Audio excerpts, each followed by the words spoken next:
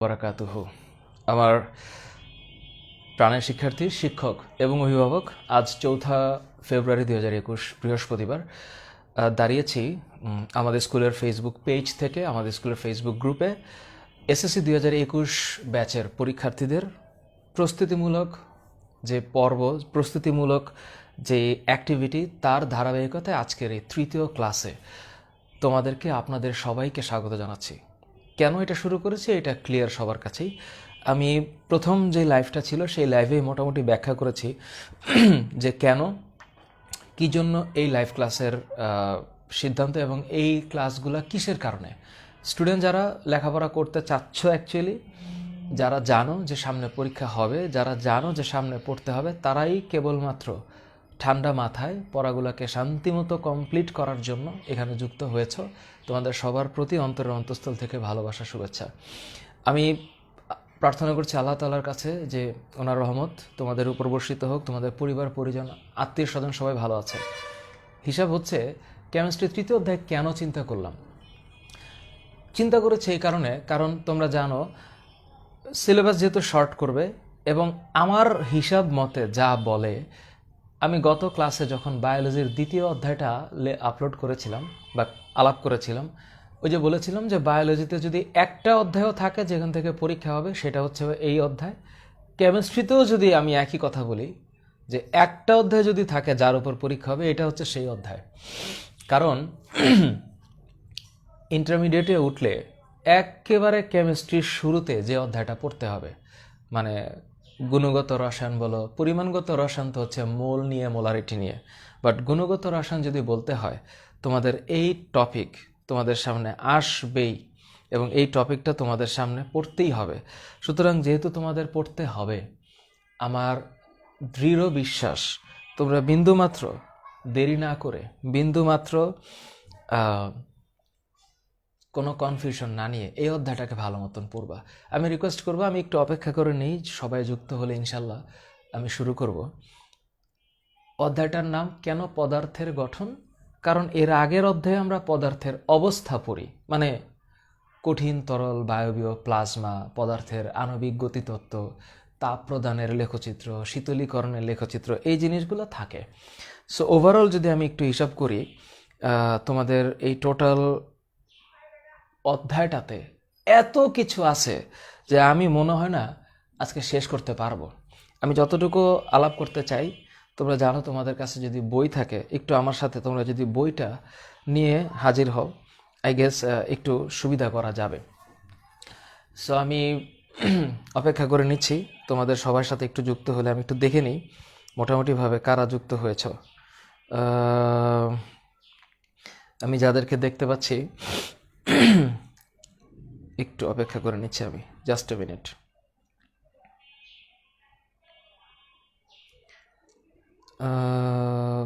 দ্বিতীয় অধ্যায়, ওকে। মোটামুটি আমি এখন পর্যন্ত দেখতে পাচ্ছি অলমোস্ট 1500 জন যুক্ত হয়েছ। তোমরা সামনে আরও আসবে, এবং সবার উদ্দেশ্যে আমার একটা কথা, তোমরা দয়া করে বইটা হাতে নিও, হ্যাঁ, খাতা কলম হাতে নিও, মনটা দিয়ে পড়তে হবে। আর মন না দিলে, বাকি সব দিয়ে দিলে পড়ালেখা হবে না। তাই মন দিয়ে একটু পড়াশোনা করতে হবে। অধ্যায়টার নাম পদার্থের গঠন কেন। এই অধ্যায়ে কি আলাপ করা হয়েছে, আমার কাছে তো বই আছে। তো পদার্থের শুরুতে এই চিত্রটার মানে কি, এটার মানে কি, মানে এটা কেন দেওয়া হয়েছে এখানে। অ্যাকচুয়ালি পরমাণুর ভিতরে এইরকম কিছু চিত্র দেখা যায়। তোমরা কি জানো পরমাণুর ভিতরে কি আছে? আমি যদি প্রশ্ন করি, আমি এই উত্তর জানি যে তোমরা আসলে জানো না যে পরমাণুর ভিতরে কত কিছু আছে। এটা আমিও জানি না, অনেক সায়েন্টিস্টরাও জানে না। কেন জানে না? কারণ মানুষ ততটুকুই জানে যতটুকু পর্যন্ত সে যেতে পারছে। এরপরে যে আরও কত কিছু আছে এটা মানুষ জানে না। এই চিত্রটা কেন জানো? কারণ পদার্থের গঠন অধ্যায় পড়তে গেলে পরমাণু বুঝতে হয়, পরমাণু বুঝতে হয়।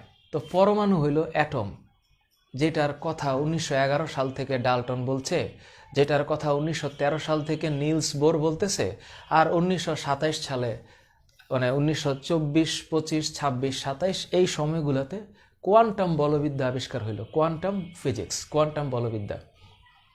তো তখন আবার ডিফারেন্ট মডেল আসলো, শ্রোডিঞ্জারের সমীকরণ, হ্যাঁ, ডি ব্রগলির সমীকরণ, এরকম আরও অজস্র সায়েন্টিস্টদের আবিষ্কারের ফলে আস্তে আস্তে আমরা একটা জিনিস পাচ্ছি। তো এটা কেন বললাম, কারণ পদার্থের যে ক্ষুদ্রতম স্ট্রাকচার অণু আমরা বলি, এই অণুর মধ্যে এক হচ্ছে স্থায়ী মূল কণিকা থাকে, অস্থায়ী মূল কণিকা থাকে, কম্পোজিট কণিকাও থাকে। স্থায়ী মূল কণিকার মধ্যে এগুলো তোমরা অনেকবার জীবনে পড়ছো, ইলেকট্রন, প্রোটন, নিউট্রন থাকে। আর অস্থায়ী মূল কণিকার মধ্যে positron, neutrino, পজিট্রিনো, অ্যান্টিনিউট্রিনো, Mason, boson, পাইয়ন, muon, এরকম অজস্র নাম আছে। আমি যদি শুরু করি তা আজকে শেষ করতে পারবো না। মনে করো আমি যদি বলি যে পদার্থের ইসের ভিতরে, মানে পদার্থের পরমাণুর ভিতরে কি কি আছে, তাহলে আমি যদি এক দিক থেকে লেখা স্টার্ট করি, তাইলে ধরো প্রথমে লিখবো হচ্ছে মেসন, তারপরে লিখবো হচ্ছে পজিট্রন, তারপরে লিখবো হচ্ছে পজিট্রিনো, পজিট্রিনো, তারপরে লিখবো হচ্ছে নিউট্রিনো, নিউট্রিনো, তারপরে লিখবো হচ্ছে মেসন, মেসন, তারপরে লিখবো হচ্ছে গ্রাভিট্রন, তারপরে লিখবো হচ্ছে বোসন, তারপরে লিখবো হচ্ছে পাইয়ন, তারপরে লিখবো হচ্ছে মিউয়ন, মিউয়ন। শেষ করতে পারবো না লিখতে লিখতে। এই যে এগুলো যে আছে পদার্থের ভিতরে, আরও আছে তো, স্ট্রিং আছে, কোয়ার্ক আছে। স্ট্রিংয়ের আবার অনেক ক্লাসিফিকেশন, কত ধরনের যে স্ট্রিং বা কোয়ার্ক আছে। অর্থাৎ পরমাণুর ভিতরে কি আছে এখন পর্যন্ত আমরাও সেটা ক্লিয়ার করতে পারি নাই। তো এই যে একটা আনএন্ডিং পড়ালেখা, তো এই পড়ালেখাটাকে বোঝার জন্য তোমাদের বইয়ের পাতায় যতটুকু বলছে এতটুকু আসলে এনাফ না, তোমাদের আর একটু জানতে হবে। এখানে কি সর্বপ্রথম কি কথা বলছে, প্রতীক সংকেত যোজনী। তো তাইলে এটা তো তোমরা ছোটবেলায় পড়ে আসছো, প্রতীক সংকেত আর হচ্ছে যোজনী।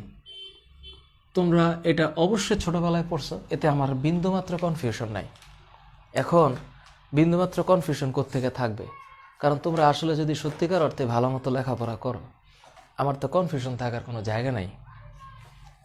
প্রতীক হচ্ছে সিম্বল, প্রতীক সিম্বল, সংকেত কি ফর্মুলা,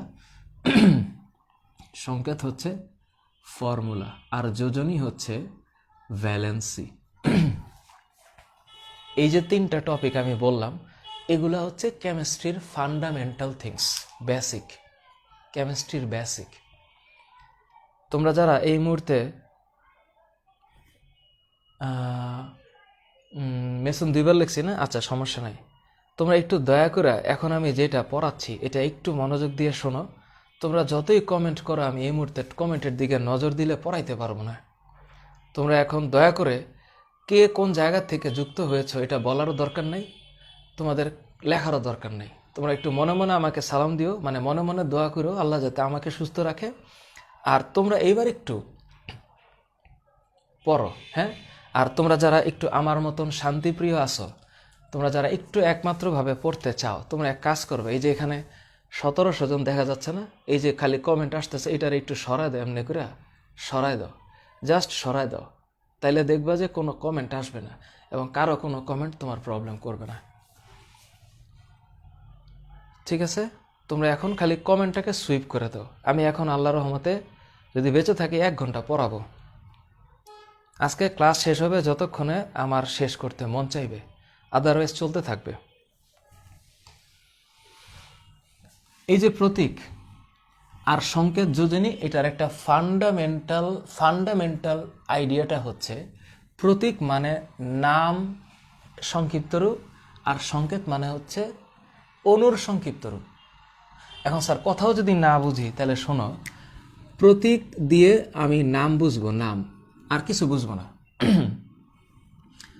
সংকেত দিয়ে আমি অণু বুঝবো, অণু বুঝবো, আর যোজনী দিয়ে আমি বুঝবো সে কিভাবে যৌগ গঠন করতে পারে। কিভাবে সে যৌগ গঠন করতে পারে। তোমরা আল্লাহর ওয়াস্তে একটা কথা বলি, তোমরা মনে রাখো, বিদ্যা অর্জন করার জন্য সবার আগে দরকার মানসিক প্রশান্তি, পবিত্রতা দরকার।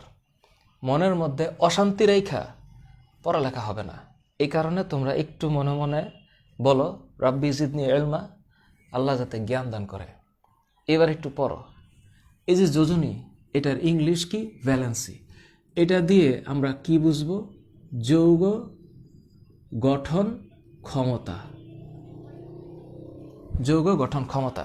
আচ্ছা, মেসন যেহেতু আমি 2বার লিখে ফেলছি, তাই এক কাজ করি, উপর থেকে একটা মুছে দিই, তাইলে মোটামুটি এটা ক্লিয়ার হবে। আচ্ছা, ভালো কথা। এখন স্যার আমরা বলেন তো নাম কীরকম? আচ্ছা, নামের ক্ষেত্রে আমি আসি। নামের ক্ষেত্রে আমি বলতে পারি আল্লাহর অশেষ রহমত যে ইংরেজি নাম দিয়ে শুরু হয়, প্রচুর ইংরেজি নাম আছে। ল্যাটিন নাম দিয়ে শুরু হয়, অভাব নাই ল্যাটিন নামের। আর আবার একটা আরবি আছে, আরবি। তাইলে আমি কি বলতে পারি যে মৌলের ইংরেজি, ল্যাটিন বা আরবি নামের সংক্ষিপ্ত রূপকে প্রতীক বলে। আমি যখন দেখব কে, মনে করো কোথাও লেখা আছে কে, কেমিস্ট্রি যদি আমি বুঝি, আমি কি বুঝবো এটা দেখা? আমি বুঝবো পটাশিয়াম। আমি বুঝবো পটাশিয়াম। কোথাও যদি লেখা আছে এন, আমি কি বুঝবো? আমি বুঝে নিব এটা নাইট্রোজেন। কোথাও যদি লেখা থাকে এস, আমি বুঝবো এটা সালফার। কিন্তু যদি এটার শেষে যদি আই থাকে, তাইলে আমি বুঝে নিব এটা সিলিকন। কিন্তু যদি এসের পরে সি থাকে, আমি বুঝে নিব এটা স্ক্যান্ডিয়াম। যদি এসের পরে আমার ওই কি যেন এসই থাকে, আমি কি বুঝে নিব? সেরিয়াম বুঝবো। তাইলে আমি যখন একটা কিছু দেখে বুঝবো যে এটা কি, এটা হচ্ছে তার প্রতীক। And these are all the names of that independent molecules or the element. So the shortest expression of the names of the molecules is called symbol. Like আমি যদি চিন্তা করি এম আছে, এম দিয়ে তো আমি তো কিছু বুঝতেছি না, আসলে বুঝতেছি না। কিন্তু আমি যদি এম এর সাথে লেখা দিই এম ও, তাইলে আমি বুঝবো এটা মোলিবডেনাম। আমি যদি বুঝি যে এম এর পরে ও আছে, আমি বুঝবো এটা মোলিবডেনাম। তাহলে মৌলের ইংরেজি নাম সংক্ষিপ্ত রূপ, ল্যাটিন নামের সংক্ষিপ্ত রূপ, এটার নাম হচ্ছে কি? এটার নাম হচ্ছে প্রতীক। আচ্ছা, ল্যাটিন নাম? হ্যাঁ, অভাব নাই ল্যাটিন নামের। ক্যালিয়াম, হাইড্রারজিরাম, আর্জেন্টাম, সিলভার, প্লাম্বাম, কাপরাম, হ্যাঁ, স্টেবাম আছে না? তোমার বইয়ের মধ্যে লেখা আছে। তোমরা তো এগুলো পারো তো, কারণ এটা পারা হচ্ছে ফরজ। তা আমরা কেমিস্ট্রি শিখবো কেন? কারণ আমরা আগে শিখবো বর্ণমালা, এরপর আমরা শিখবো কিভাবে সেন্টেন্স মেকিং করতে হয়, এরপর আমরা শিখবো কিভাবে উপন্যাস লিখতে হয়। এটাই তো সিস্টেম।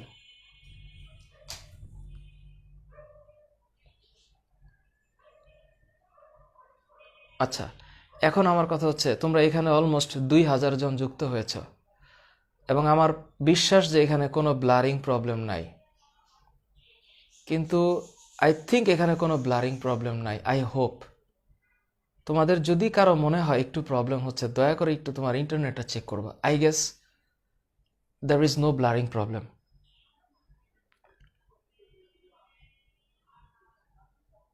হ্যাঁ, এখানে একটু অটো ফোকাসের প্রবলেমটা আছে, বাট আমি আসলে খুবই দুঃখিত। আমি প্রচণ্ড ইয়ের মধ্যে আছি, যন্ত্রণার মধ্যে আছি, যে এইখানে শুধুমাত্র এটা আমি আসলে ক্লিয়ার করতে পারছি না। I need help to fix my Facebook live streaming. So I am searching somebody who can help me in terms of fixing my problem. eagerly waiting to solve these issues. এই যে কথাটুকু আমি বললাম, এটা হচ্ছে মৌলের নাম। তো এইগুলো হচ্ছে, আমি বুঝলাম এগুলো হচ্ছে প্রতীক। এখন কথা হচ্ছে স্যার, তাহলে অণু কোনটা? অণু হচ্ছে যেটা দিয়ে আমি বুঝবো, মানে অণু মানে কি? একটা স্ট্রাকচার যেটা হচ্ছে প্রকৃতিতে মুক্তভাবে থাকতে পারে। যেমন আমি এস দিয়ে বুঝি সালফার, কিন্তু এটা আমি বুঝি না যেখানে কয়টা পরমাণু মিলে একটা অণু হবে। কিন্তু আমি যখন S8 লিখব, তখন আমি বুঝবো যে 8টা পরমাণু মিলে একটা অণু হয়। আমি যখন লিখব 2, তখন আমি বুঝবো 2টা হাইড্রোজেন পরমাণু মিলে একটা হাইড্রোজেন অণু হয়। আমি যখন লিখব P4, এর মানে 4টা ফসফরাস মিলে একটা ফসফরাসের অণু হচ্ছে। সো হোয়াট উই আন্ডারস্ট্যান্ড, আমি দেখে বুঝতে পারি that what is actually symbol and what is actually the formula. So formula itself the representations of molecule. সংকেত হচ্ছে অণুর সংক্ষিপ্ত রূপ, আর যোজনী এটা এখন বলবো না কারণ এটা অলরেডি তোমরা জানো। যোজনীর ক্ষেত্রে যদি একাধিক কোনো যোজনী ব্যবহৃত হয় তখন আমরা আস ইক ব্যবহার করি। যেমন আমরা যখন আয়রনের ক্ষেত্রে জানি যে আয়রনের ক্ষেত্রে যোজনী যখন 2 হয় তখন সেটা ফেরাস হয়, তখন আমরা ক্লোরাইডের ক্ষেত্রে এটা ফেরাস ক্লোরাইড বলি, আর যখন ক্লোরাইড 3 হবে এটা আমরা ফেরিক ক্লোরাইড বলি। দ্য কোয়েশ্চেন ইজ, তাহলে স্যার এই যোজনীগুলো একাধিক কিভাবে হয়? এইবার হচ্ছে পড়া যে যোজনী একাধিক যে হয় এটার কারণ হচ্ছে পরমাণুর মধ্যে যখন সে অতিরিক্ত শক্তি অর্জন করে তখন ইলেকট্রনগুলো লাফ দিয়ে উত্তেজিত মৌলের ইলেকট্রন বিন্যাসের ক্ষেত্রে একটা পরিবর্তনশীল যোজনী প্রদর্শন করে। এবং এই যে পরিবর্তনশীল যোজনী, এটাও একটা যোজনীর টাইপস। আমি অলরেডি একটা ভিডিও আপলোড করেছি ইউটিউবে। তোমাদের কারো যদি মনে হয় যে উত্তেজিত অবস্থায় মৌলের ইলেকট্রন বিন্যাস কেমন হবে, তুমি একটু সার্চ দিয়ে আমার নামটা দিয়ে সার্চ দিও, অ্যান্সার পাবা যে উত্তেজিত অবস্থায় মৌল কেন একাধিক যোজনী প্রদর্শন করে, ফসফরাসের ক্ষেত্রে কেন 3-5 হয়, সালফারের ক্ষেত্রে কিভাবে 2-4-6-8 হয়, আমি ব্যাখ্যা করেছি। এখানেও তাই। সুতরাং একাধিক যোজনী যদি থাকে, যেমন যদি আমি লেডের ক্ষেত্রে বলি বা টিনের ক্ষেত্রে বলি, যদি আমি বলি যে SnCl2, এটার মানে স্টেনাস ক্লোরাইড, আর যদি আমি লিখি SnCl4, এটার মানে স্টেনিক ক্লোরাইড। বিকজ অ্যামং 2 and 4, 2 হচ্ছে ছোট, 4 হচ্ছে বড়। So definitely in terms of the largest and smallest 4 হচ্ছে বেশি হবে, তাহলে এটা স্টেনিক হবে, আর 2 স্টেনাস হবে। ক্লিয়ার? বোঝা গেল? আচ্ছা, আমি তো মাত্র পড়া শুরু করলাম। আজকে কোন পর্যন্ত গিয়ে থামবো আমি জানি না, বাট তোমাদের একটু ধৈর্য ধারণ করার জন্য আমি বলছি। এবং আমি এটাও জানি যে এগুলা তোমাদের কাছে অলরেডি ক্লিয়ার, আমি খালি একটু তোমাদের মনে করাই দিচ্ছি আর কি। এই জন্য এটা হচ্ছে প্রস্তুতি পর্ব, তোমাদের মনে করাই দিচ্ছি যে তোমরা এগুলা জানো। এখন কথা হচ্ছে স্যার এগুলা তো আমি পারি, স্যার এই স্থায়ী মূলকণিকা অস্থায়ী মূলকণিকা এগুলো আমি পারি, তো স্যার এবার বলেন তো যে ওই ইয়ের মধ্যে, বইয়ের মধ্যে যে পদার্থের পরমাণুর ভেতরে কণার কথা লিখছে তোমাদের পেজ নাম্বার 39, এই যেখানে একটা কথা আছে না যে পরমাণু পদার্থের ভিতরে কণা, এই জায়গাটা তোমাদেরকে একটু ক্লিয়ার করতে হবে। এই যে আমি এখানে যে লিস্টটা লিখছি এইটাও পরমাণুর ভিতরে কণা। পরমাণুর ভিতরে পার্টিকেল আছে, এন্টি পার্টিকেলও আছে। তোমরা মডার্ন ফিজিক্স পড়ছো না চ্যাপ্টার 1-এ, যে ফিজিক্স 2 ধরনের, ক্লাসিক্যাল ফিজিক্স আর modern physics. So modern physics হচ্ছে সেটা যেটা হচ্ছে particle physics, solid state physics, theory of relativity, quantum physics, এগুলো হচ্ছে modern physics. So these are the physics যেগুলো হচ্ছে নতুন নতুনভাবে আবিষ্কার হচ্ছে, যে পরমাণুর ভিতরে মেসন আছে, পজিট্রন আছে, মিউন আছে, পাইওন আছে, স্ট্রিং আছে, কোয়ার্ক আছে। So all this smallest particle, যেগুলো দেখতে কেমন জানো, যেগুলো দেখতে এই কাভার পেজটার মতো, these are the particles, looks alike. সুতরাং আমাদের কেন পড়তে হবে? কারণ আমরা কেমিস্ট্রি পড়তেছি, আমরা বিজ্ঞানের ছাত্র। বিজ্ঞানের ছাত্র হিসাবে আমাদের এগুলা পারা লাগবে। এখন আসি স্যার পদার্থের ভিতরে যে স্যার প্রোটন আছে, নিউট্রনে আছে, অ্যান্টি নিউট্রন আছে, এটা কে আবিষ্কার করছে? এটা কি একজন আবিষ্কার করছে? না, এটা একজন আবিষ্কার করে নাই, এটা এক একজন আবিষ্কার করছে, এক একভাবে, এক এক উপায়ে। 1897 সাল, মনে রাখবা 1897 সাল। বিজ্ঞানীর নাম কি জানো? ওনার নাম হচ্ছে জে জে থমসন। বাংলায় লিখি, হ্যাঁ, জে জে থমসন। এই ব্যক্তি, এই বিজ্ঞানী ইনি আবিষ্কার করলেন 1897 সালে ইলেকট্রন আবিষ্কার করলেন। ইলেকট্রন, এখন এই যে ইলেকট্রন, এটা কোথায় থাকে? বলে স্যার এটা হচ্ছে পরমাণুর বাইরে শক্তি স্তরে থাকে। এই শক্তি স্তরকে আবিষ্কার করলো, শক্তি স্তর তো আবিষ্কার করলো হচ্ছে বিজ্ঞানী বোর, নিলস বোর 1913 সালে। 1911 সালে তো রাদারফোর্ড পরমাণুর বাইরে শক্তি স্তর কেমন এটা তো বলে নাই সে।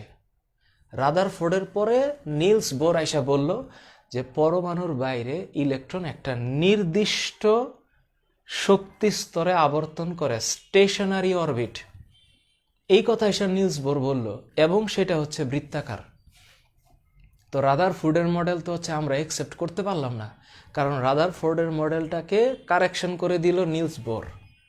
নিলস বোর আইসা বলল রাদারফোর্ড যে প্রক্রিয়ায় আবিষ্কার করছে এটা, এখানে কিছুটা ভুল ছিল।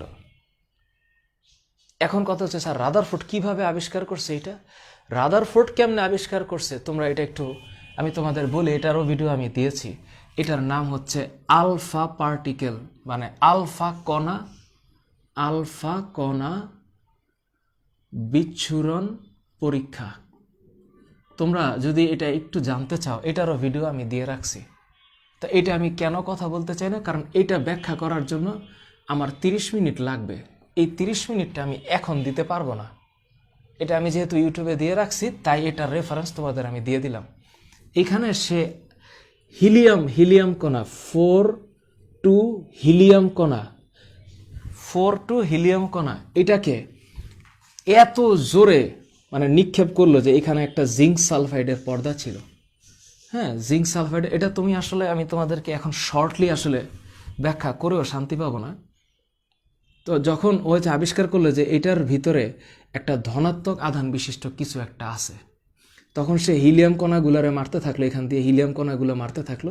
হিলিয়াম কণাগুলো যখন এখান দিয়ে যাইতে থাকে তখন এই পাশে জিঙ্ক সালফাইডের একটা ইলিউশনস তৈরি হয়, একটা প্রতিপ্রভা সৃষ্টি হচ্ছিল। যেই প্রতিপ্রভায় সে প্রমাণ পাচ্ছে যে এই পরমাণুটার অধিকাংশ জায়গা হচ্ছে খালি। তখন সে খেয়াল করলো যে 20,000 রশ্মির মধ্যে একটা রশ্মি এখানে গিয়ে আবার টোটালি ব্যাক করে পিছনে, আর কিছু কিছু যেগুলো এখান দিয়ে যায় এরকম বাঁকা হয়ে যায়, যাওয়ার সময় বাঁকা হয়ে যায়। এই পরীক্ষা থেকে সে প্রমাণ পাইল যে এইটা যেহেতু একটা ধনাত্মক আধান বিশিষ্ট কণা, এটা যখন এটার ভিতর দিয়ে যাইতে পারতেছে না, তাইলে এটার ভিতরে নিঃসন্দেহে পজিটিভ কিছু একটা আছে। তখন সে আবিষ্কার করলো যে পরমাণুর কেন্দ্রে ধনাত্মক আধান বিশিষ্ট কিছু একটা আছে, আর ওই কেন্দ্রের নাম সে তখন দিল নিউক্লিয়াস। এই নিউক্লিয়াসটা হইল রাদারফোর্ডের আবিষ্কৃত মডেলের একটা অংশ, যেটা হচ্ছে নিউক্লিয়াস। রাদারফোর্ডের পরমাণু মডেলে আসে না। এবং যেহেতু সে দেখলো, এটা আমি এখন ব্যাখ্যা করতেছি না, আমি খালি জাস্ট 2 লাইন বললাম। তোমরা রাদারফোর্ডের মডেলের আগে মানে আলফা কণা বিচ্ছুরণ পরীক্ষা যে আছে এটা লেখা একটু ইউটিউবে সার্চ দিও, আমার নামটা লেখো সাথে, কারণ একই ভিডিও তো অনেকেই আপলোড করতে পারে। আমারটা দেখতে হলে এইটা ফাহাদ স্যার নামটা লিখতে হবে ইউটিউবে, ঠিক আছে? মন থাকবে?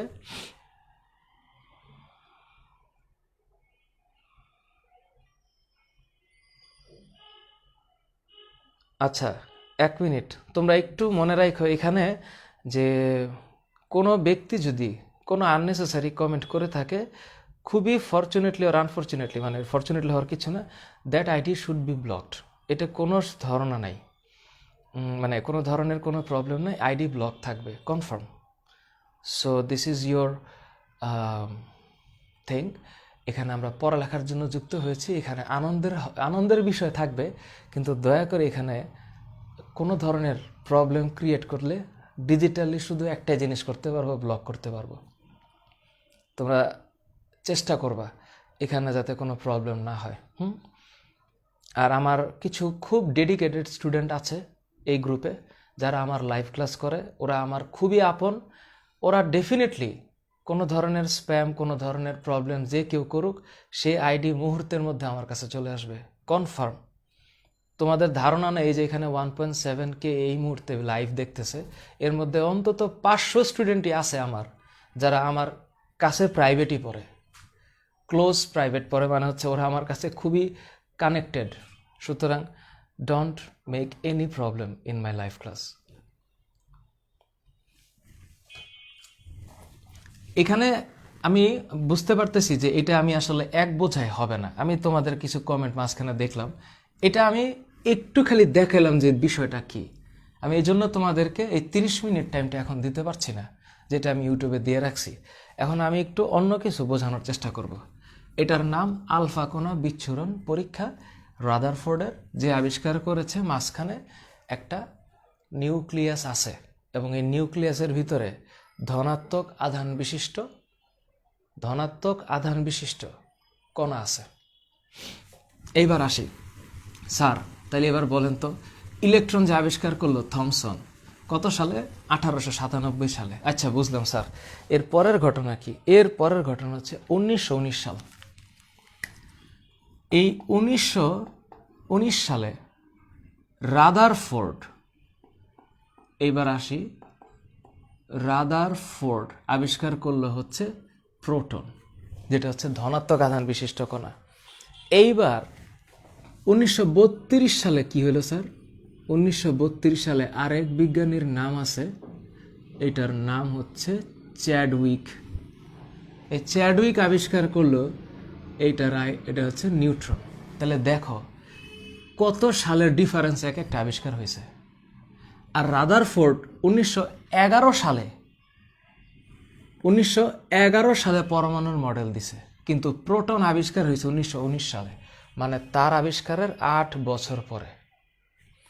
এখন কথা হলো স্যার, এই ইলেকট্রন প্রোটন নিউটনের কিছু বিষয় আছে না? অবশ্যই আছে। ইলেকট্রনের ভর মাপা হয়েছে, প্রোটনের ভর মাপা হয়েছে, এবং এই ভর মাপার যে পদ্ধতি, এটার নাম হচ্ছে ম্যাস স্পেকট্রোফটোমেট্রিক প্রসেস, যেটাকে বাংলায় ভর বর্ণালী বীক্ষণ পদ্ধতি বলা হয়। এটা একটা প্রসেস, এটা আসলে এখানে ব্যাখ্যার উপযোগী না, বাট আমি তোমাদেরকে জানানো হচ্ছে যে এই যে ইলেকট্রনটা তোমরা দেখতে পাচ্ছ, এটা এত ক্ষুদ্র যে এটার ভর হচ্ছে 9.11 10⁻⁻27 গ্রাম, 28 গ্রাম, সরি, এটা 27 হবে না, এটা 28 হবে। কিন্তু পরীক্ষার হলে তোমাদের এটা কেজিতে আসবে। তো কেজিতে আসলে তোমাকে পুরো ভ্যালুটাকে 10⁻³ দিয়ে ভাগ করতে হবে, তখন এই 28 কেজি হয়ে যাবে।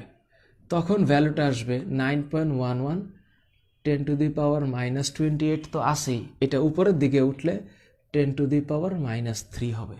তখন যোগ করলে এটা 9.11 10⁻31 কেজি হবে। এটা হচ্ছে ইলেকট্রনের ভর, যা প্রোটনের চেয়ে অ্যারাউন্ড 1840 ভাগের 1 ভাগ। প্রোটনের ভর তো 1.672 ইন্টু 10⁻24 গ্রাম, 24 গ্রাম। এখন 1.673, অ্যাকচুয়ালি 1.673 10⁻24 গ্রাম। এটার চেয়ে এটা 1840 ভাগের 1 ভাগ। কোথাও কোথাও 1837 আছে, 1838 আছে, এটা নিয়ে এত বদার করার কিছু নেই। অ্যারাউন্ড মানে 1840-এর কাছাকাছি ভাগ করলে যা আসে তা। এখন এই ইলেকট্রনের তো চার্জ আছে না? এই ইলেকট্রনের চার্জ কত? -1.6 ইন্টু 10⁻⁻19 কুলম, যেটা প্রোটনের ক্ষেত্রে সম্পূর্ণ উল্টা।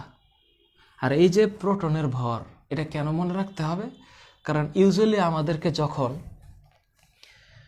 কোনো একটা মৌলের পারমাণবিক ভর বাইর করতে দিবে, সেই পারমাণবিক ভর বাইর করার জন্য তোমাদের এটা লাগবে।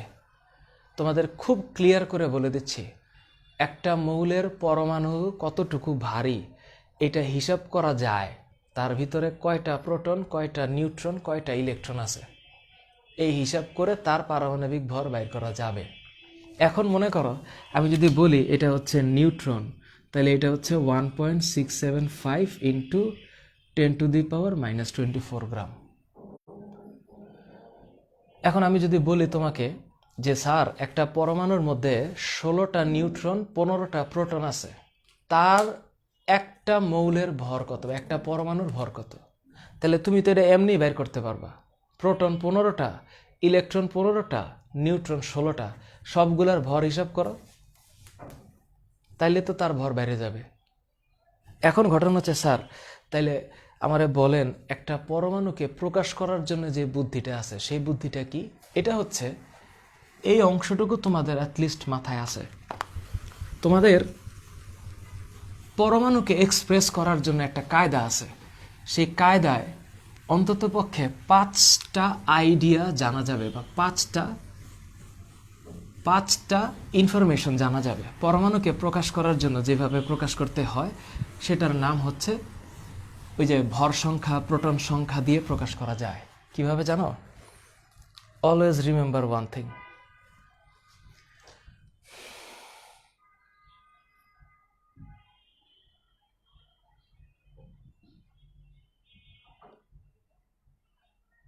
ওকে। এখন আমি একটু বলি, স্যার মাথার উপরে আছে এ আর নিচে আছে জেড, আর পদার্থটা যেটা সেটা যদি হয় এক্স বা মৌলটা, তার সাথে প্লাস মাইনাস দিয়ে একটা পরমাণুকে প্রকাশ করা যায়। যেমন যেমন হইল কার্বন। ধরো আমি যদি লিখি এখানে হচ্ছে 12 6 কার্বন, এটার মানে কি? এই 12 নম্বর এটা হচ্ছে ভর সংখ্যা, আর এই 6 নম্বর এটা হচ্ছে প্রোটন সংখ্যা। এবং এই পরমাণুটা দিয়া আমি একই সাথে 5টা ডেটা পাবো।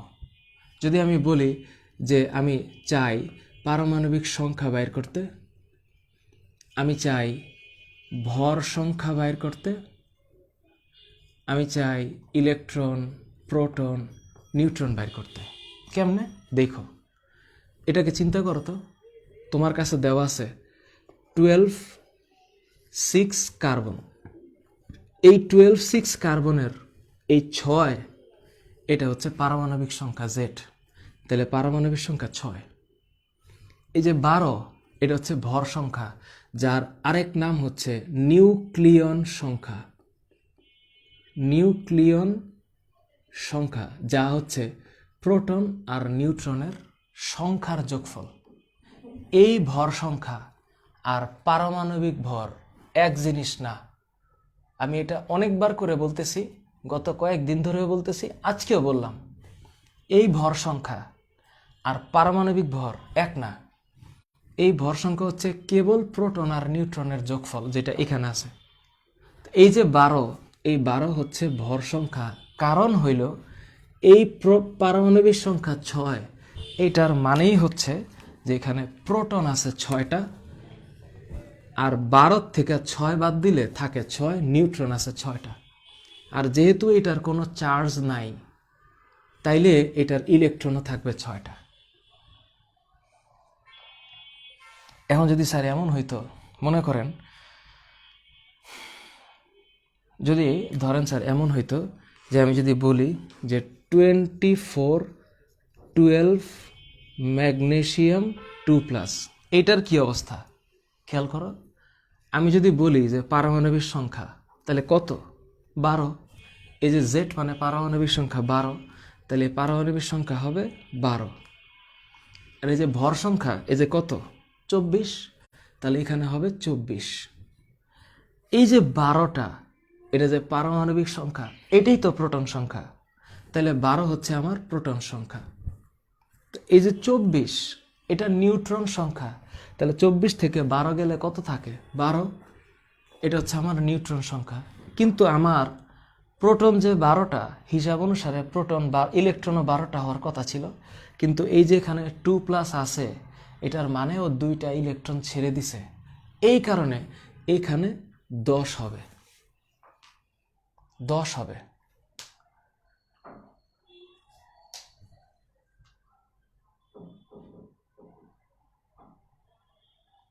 এখানে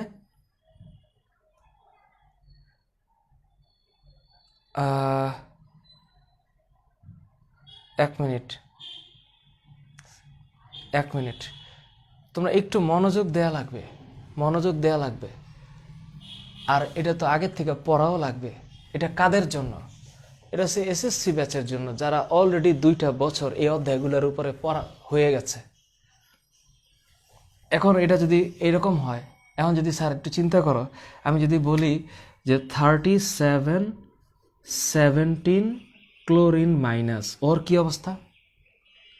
এই যে 17, এটা কি পারমাণবিক সংখ্যা, তাহলে এখানে পারমাণবিক সংখ্যা হবে 17। এই যে ভর সংখ্যা 37, এ ভর সংখ্যা, তাহলে এটা হচ্ছে 37। এই যে ইলেকট্রন এখানে 17টা আছে, তাহলে এই যে একটা মাইনাস আছে, এটার মানে হচ্ছে সে আরেকটা ইলেকট্রন নিয়েছে। এই কারণে এখানে টোটাল ইলেকট্রন হবে 18টা। এই যে প্রোটন সংখ্যা 17, তাহলে পারমাণবিক সংখ্যা 17 মানে প্রোটন সংখ্যাও 17। আর এই যে এখানে 37 আছে, 37 থেকে 17 গেলে থাকে 20, এই 20 হচ্ছে নিউট্রন সংখ্যা। তার মানে এখানে আমি যা বলেছি একটাও আমার হিসাবে তোমাদের কাছে কঠিন হওয়ার কোনো সম্ভাবনাই নেই। ক্লিয়ার হয়েছে?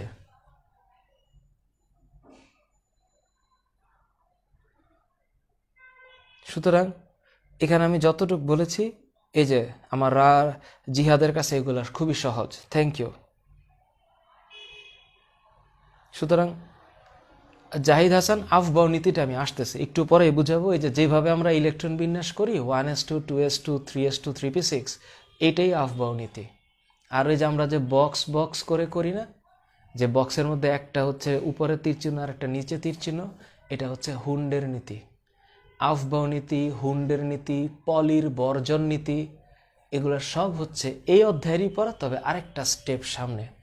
ইন্টারমিডিয়েটের কেমিস্ট্রিটা শুরু হবে এখান থেকে।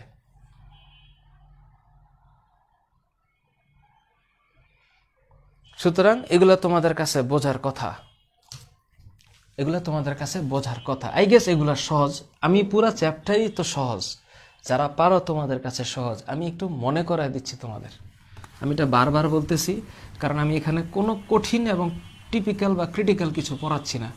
Everything looks easy here, so I guess তোমাদেরও প্রবলেম হবে না যদি তোমরা একটু আগে থেকে একটু পড়তে পারো বা পড়া হয়।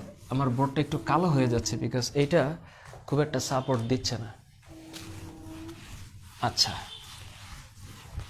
It looks blackish.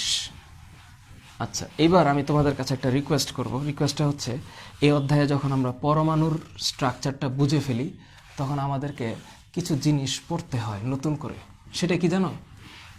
রাদারফোর্ডের মডেল। এই রাদারফোর্ডের মডেলটা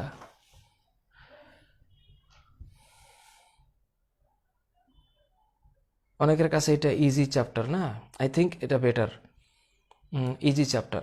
এখানে এমডি মীর হোসেন কবির আইডি থেকে অ্যাকচুয়ালি অধ্যায়টা পারলেই সৃজনশীল পারা হয়ে যায়। এই অধ্যায় থেকে যত প্রশ্ন এ যাবৎকালে আসছে সব রাদারফোর্ড মডেলকে নিয়ে। কিছু আছে আপেক্ষিক আইসোটোপ, ওই যে আইসোটোপের আপেক্ষিক পারমাণবিক ভর আজকে করাই দিব। রাদারফোর্ডের মডেল মানে এই চিত্রটা, এই পেজটাকে নিয়ে রাদারফোর্ডের মডেলে কি বলছে, কেন এটা গ্রহণযোগ্য না, নিলস বোরের ব্যাপারে কি বলছে।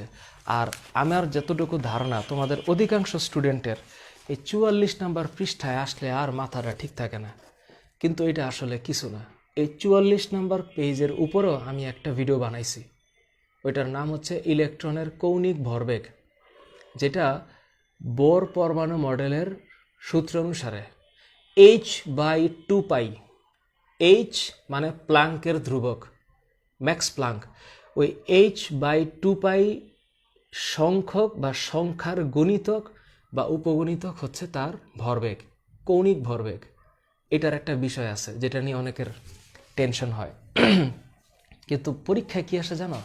রাদারফোর্ডের মডেলে কি বলেছে, আর রাদারফোর্ডের মডেল কেন অ্যাকসেপ্টেড হয় নাই। তো রাদারফোর্ড কি বলছে? রাদারফোর্ড বলছে কত সালের কথা? 1911 সালের কথা, যে পরমাণুর একটি কেন্দ্র আছে, এই কেন্দ্রের নাম নিউক্লিয়াস। তাহলে নিউক্লিয়াস নামকরণ রাদারফোর্ড করেছে। নিউক্লিয়াসের ভিতরে প্রোটন আর নিউক্লিয়াসের বাইরে ইলেকট্রন। রাদারফোর্ডের কথা, যেহেতু আপেক্ষিকভাবে ইলেকট্রনের ভর শূন্য ধরা হয়, তাই নিউক্লিয়াসের ভিতরে অবস্থিত প্রোটন এবং নিউট্রনের ভরই পরমাণুর ভর। এখন চিন্তা করো, তোমরা একটু খেয়াল করো, একটু কথা বলি, লিথিয়ামটা চিন্তা করো, লিথিয়াম পরমাণু। তো লিথিয়াম পরমাণুর প্রথম শেল, যেটা ফার্স্ট শেল, এটার ভিতরে তোমার কয়টা ইলেকট্রন? 2টা, আর বাইরে 1টা, 3টা ইলেকট্রন। তো ইলেকট্রনের ভর যদি আপেক্ষিকভাবে শূন্য হয়, তাইলে লিথিয়ামের ভিতরে 3টা প্রোটন আর 3টা নিউট্রন আছে নাকি? তাহলে এই 3টা প্রোটন আর 3টা নিউট্রন হিসাব করলে লিথিয়ামের ভর সংখ্যা দাঁড়ায় 3 + 3 সমান কি? সমান হচ্ছে 6। এটা না? কিন্তু তুমি যদি এই লিথিয়ামের একটা পরমাণুর ভর চিন্তা করো, তাইলে তোমার 3টা প্রোটনের ভর দাঁড়াচ্ছে 3 × 1.673 × 10⁻⁻24 গ্রাম, আর 3টা নিউট্রনের ভর দাঁড়াচ্ছে 3 × 1.675 × 10⁻⁻24 গ্রাম। And then you have to add all this thing. এটা কি এক? তা কোথায় একটা পরমাণুর ভর আর কোথায় তার ভর সংখ্যা? এটা কি এক হবে? এইটা আসবে গ্রামে, এটা আসবে একটা সংখ্যা। তার মানে কি ভর সংখ্যা আর পারমাণবিক ভর এক হবে? জীবনেও না। সুতরাং নেভার এভার মিস্টেক।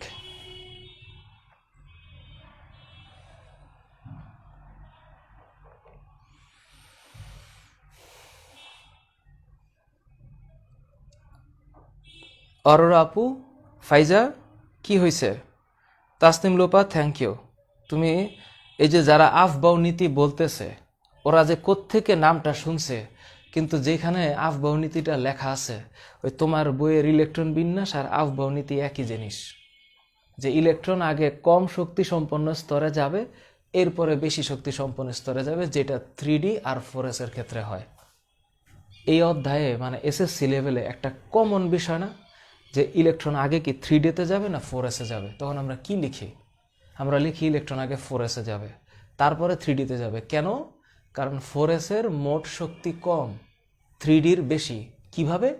কারণ 4S-এর প্রধান কোয়ান্টাম সংখ্যা আর সহকারী কোয়ান্টাম সংখ্যার যোগফল কম হয়, 3Dর বেশি হয়। এবং এই যে কোয়ান্টাম সংখ্যা যে কি, এইটার উপরও আমি একটা বিস্তারিত লেকচার দিয়েছি, যে 4টা আছে কোয়ান্টাম সংখ্যা। একটা হচ্ছে সাধারণ কোয়ান্টাম সংখ্যা, মানে প্রধান কোয়ান্টাম সংখ্যা, এরপর হচ্ছে সহকারী বা এজিমুথাল কোয়ান্টাম সংখ্যা, এরপর হচ্ছে ম্যাগনেটিক বা চৌম্বক কোয়ান্টাম সংখ্যা, আরেকটা হচ্ছে ঘূর্ণন বা স্পিন কোয়ান্টাম সংখ্যা। এগুলো বোঝার জন্য একটু ঠান্ডা মাথায় ভাবতে হবে যে এই কোয়ান্টাম মানে কি। এগুলো সব হচ্ছে মডার্ন ফিজিক্সের পড়া। একটু আলাদা লাগবে জিনিসগুলো ভাবতে, ডিফারেন্ট ফিলিং হবে। এস অরবিটাল কেন হইল, পি অরবিটাল কি, এস অরবিটাল গোল, পি অরবিটাল 4-এর মতন, ডি অরবিটালে কেন 5টা, আর এফ অরবিটালে কেন 7টা। এখন কথা হচ্ছে, স্যার এগুলা পড়ার জন্য তো স্যার দিল লাগবে, অন্তর লাগবে।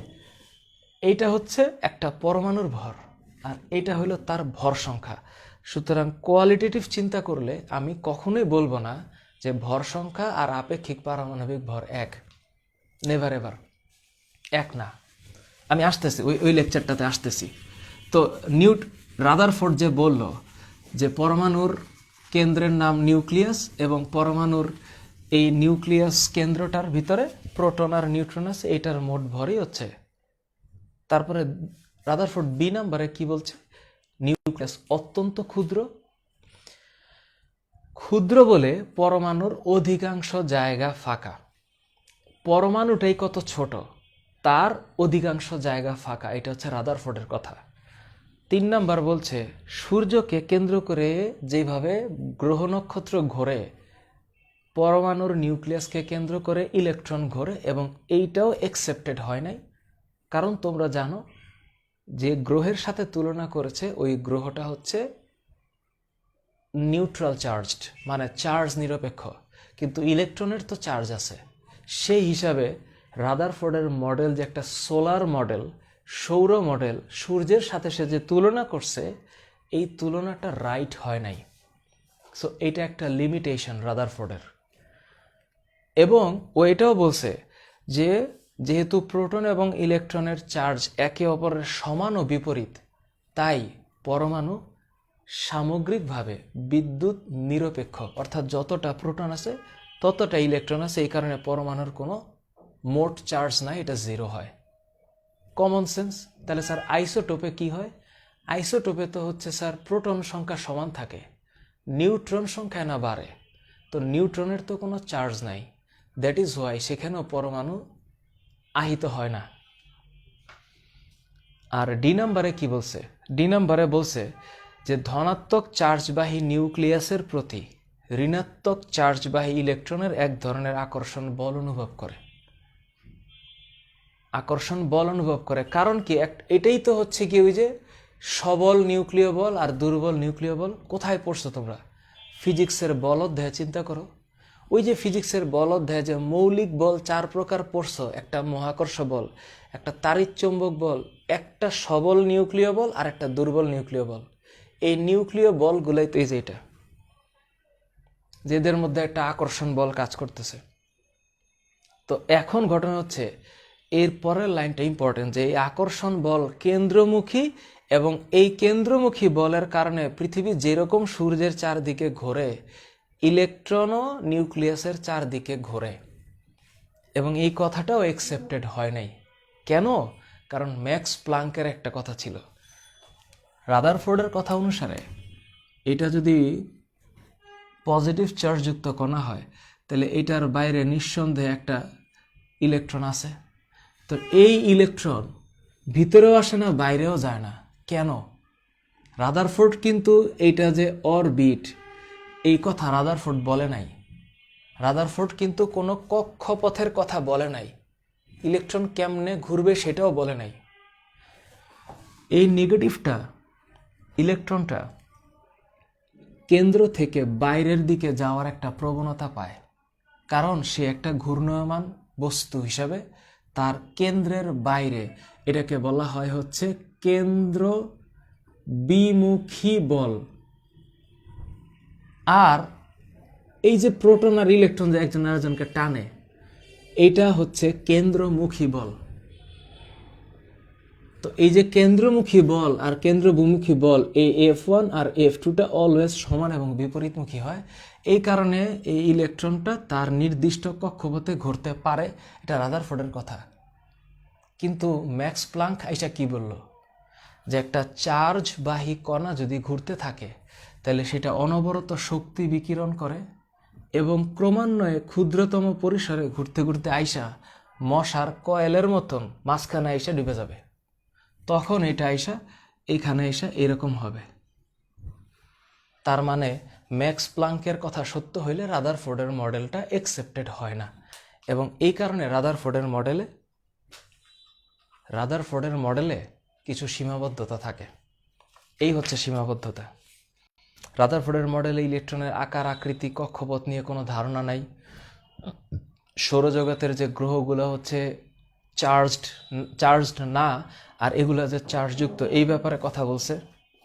তারপরে নিউক্লিয়াস যদি 1-এর বেশি থাকে তাহলে সেক্ষেত্রে ইলেকট্রন যদি 1-এর বেশি থাকে সেটা কিভাবে ঘুরবে তাও বলে নাই। এবং ম্যাক্সওয়েলের কথা আমি যেটা বললাম, এটা হচ্ছে রাদারফোর্ডের সীমাবদ্ধতা। এই সীমাবদ্ধতাগুলো পরীক্ষায় আসবে। যেহেতু আমি আজকে এসএসসি লেভেলে কথা বলছি, ইন্টারমিডিয়েটে গেলেও এই পড়াই আছে, তবে আরেকটু বড় আঙ্গিকে, যে রাদারফোর্ডের মডেলের কি কথা, রাদারফোর্ডের সীমাবদ্ধতাগুলো কি ছিল, এবং কেন বোরের মডেল অ্যাকসেপ্টেড হয়েছে।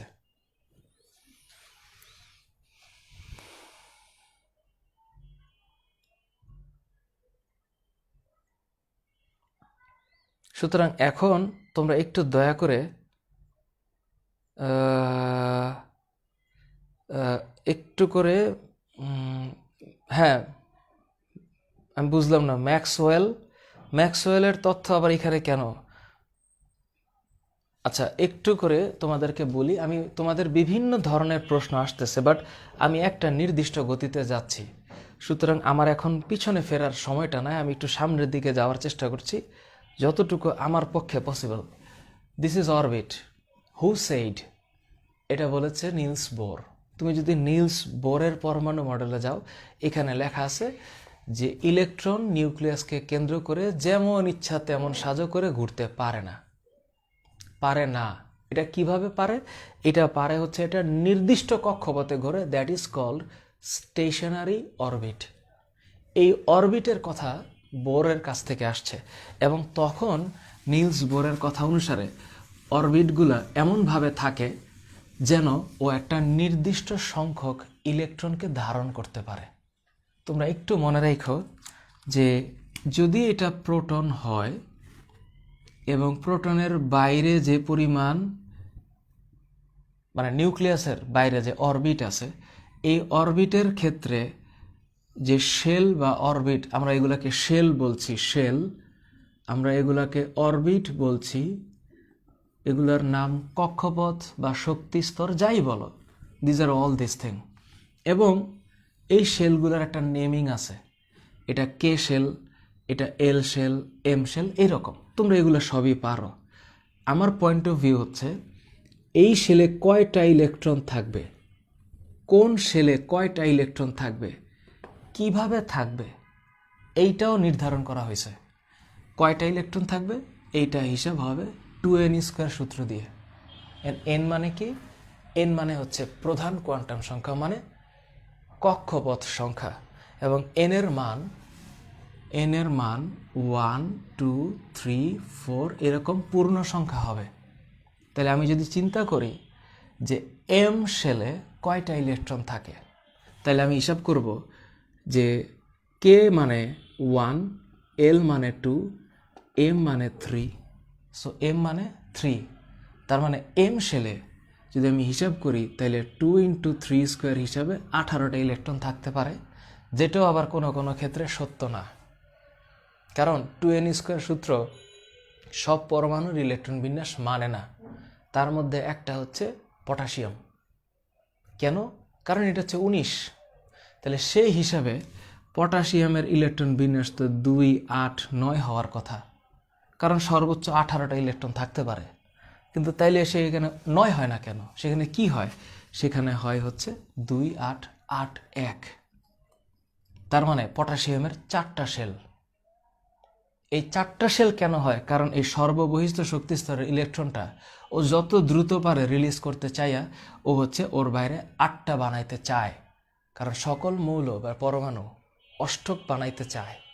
And that is Y potassium wants to release a single electron, and that is why it's an alkali metal, ক্ষার ধাতু। মন থাকবে। এখন আসি, তোমাদের কাছে আমি একটু রিকোয়েস্ট করি, এমডি আতাউর রহমান আইডি থেকে আমি কৌণিক ভরবেগের উপর অলরেডি ভিডিও দিয়েছি। সেখানে কেন ওই mvr এর মান nh/2π হইল, এটারও ব্যাখ্যা দিয়েছি। একটু ইউটিউবে লিখতে হবে ইলেকট্রনের কৌণিক ভরবেগ, তখন এটার ব্যাখ্যা এবং এটা দিয়ে আমি ম্যাথও করাই দিয়েছি যে যদি ইলেকট্রন 3 নাম্বার শেলে থাকে তাহলে 3 নাম্বার শেলে আবর্তন করার সময় ইলেকট্রনের কৌণিক ভরবেগ কত হবে। তখন এই এন এর মান হচ্ছে 3, আর এইচ এর একটা ধ্রুবক আছে, এটাকে প্লাঙ্ক ধ্রুবক বলে, এটার ভ্যালু বইয়ের মধ্যে দেওয়া আছে। কারণ এই এম মানে হচ্ছে ইলেকট্রনের ভর, এই ভি মানে হচ্ছে ইলেকট্রনের বেগ, আর এই আর হচ্ছে এই কেন্দ্র থেকে 3 নাম্বার শেলের ডিস্টেন্স বা দূরত্ব। যদি পরীক্ষায় কোয়েশ্চেন করে যে চতুর্থ শেলে ঘূর্ণনরত অবস্থায় একটা ইলেকট্রনের কৌণিক ভরবেগ কত হবে, তাহলে সিম্পলি এই এন এর মান 4 বসাইয়া এইচ এর মান বসাইয়া 2π দিয়ে ভাগ করলেই রেজাল্ট বাইরে যাবে, কোনো সমস্যা নেই। তবে প্রশ্ন হচ্ছে এটা বুঝতে হবে যে এটা কেন এরকম হইল, mvr = nh/2π কিভাবে আসলো, এটার ব্যাখ্যা আমি অলরেডি ইউটিউবে দিয়ে রাখছি। এই কারণে আমি এটা এখন ব্যাখ্যা করছি না, 44 নম্বর পৃষ্ঠার ব্যাখ্যা আছে আমার। ওকে,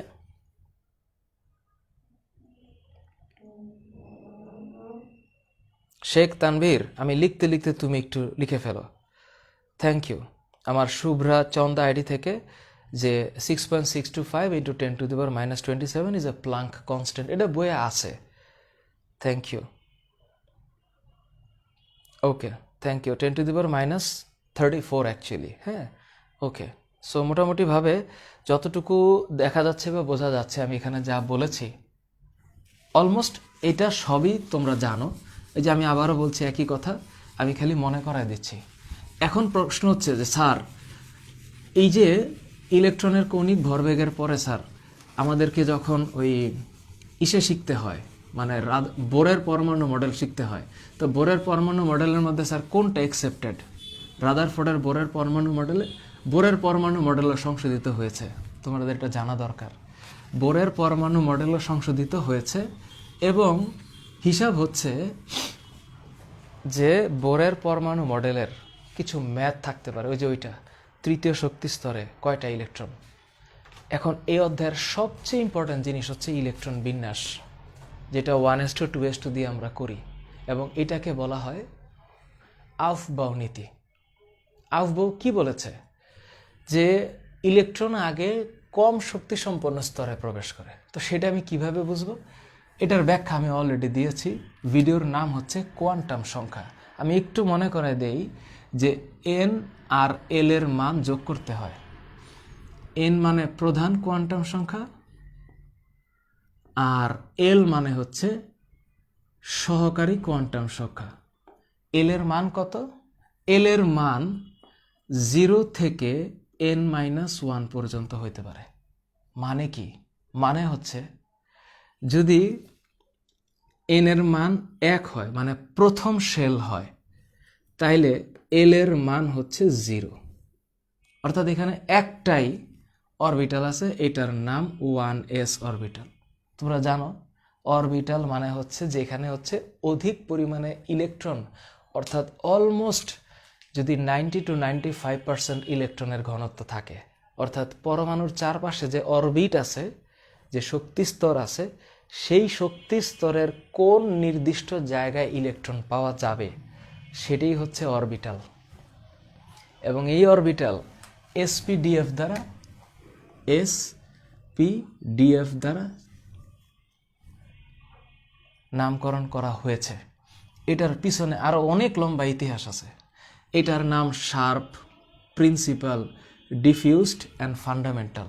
তারও ব্যাখ্যা আছে কেন, কে এটা এরকম করলো, এগুলো দেখতে কেমন। এস অরবিটালে 2টা, পি অরবিটালে 6টা, ডি অরবিটালে 10টা, এফ অরবিটালে 14টা ইলেকট্রন আছে। এস অরবিটাল দেখতে কেমন জানো? গোল। এস অরবিটাল দেখতে গোল। পি অরবিটাল দেখতে এরকম ডাম্বেলের মতন।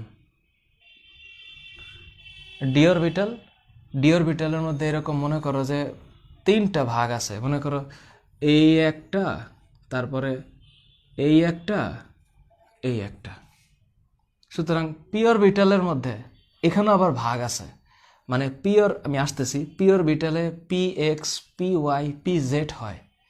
ডি অরবিটালে d x y, d y z, d z x, d x square minus y square আর ডি জেড স্কোয়ার হয়।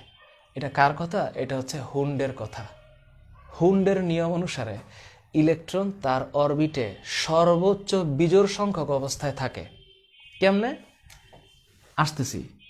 এন এর মান হইল 2 দ্বিতীয় শক্তি স্তরে, তাইলে এল এর মান হচ্ছে 0 হইতে পারে আর 1 হইতে পারে। তৃতীয় শক্তি স্তরে এল এর মান 0 to n-1, মানে কি 0 to n-1। তো n এর মান কত? 3। তাহলে এটা কত হবে? 0 1 3 - 1 মানে 2, অর্থাৎ এখানে হইতে পারে 0 1 2। সেই হিসাবে দ্বিতীয় শক্তি স্তরে 2টা অরবিটাল, একটা হচ্ছে 2s আর 2p। এখানে 3টা অরবিটাল, এই যে 1 2 3, সেক্ষেত্রে এটা হচ্ছে 3s 3p 3d। n যখন 4 মানে 4 নম্বর শেল, তখন এল এর মান হচ্ছে 0 1 2 3। তখন 4টা শেল হয়, তখন হয় 4s 4p 4d 4f। ঠিক এইভাবে যাইতে থাকবে, কিন্তু পরে কিন্তু 5f হবে, এরপরে 6d হবে, এরপরে 7p হবে, এরপরে 8s হবে, আবার কমবে। এটারও কারণ আছে। এই 4টা আমি বললাম। প্রথম শেলে একটাই অরবিটাল 1s, এরপরে আর কোনো অরবিটাল নাই। দ্বিতীয় শক্তি স্তরে 2টা অরবিটাল 2s 2p, আর নাই।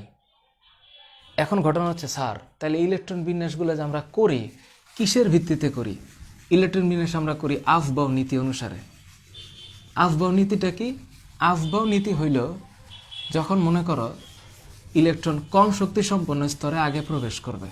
তোমাদের বই একটা এক্সাম্পল দেওয়া আছে না, যে ক্যালসিয়ামের ইলেকট্রন বিন্যাস আমি যদি 20 চিন্তা করি, এটা হচ্ছে 1s2 2s2 2p6 3s2 3p6 3d0 4s2।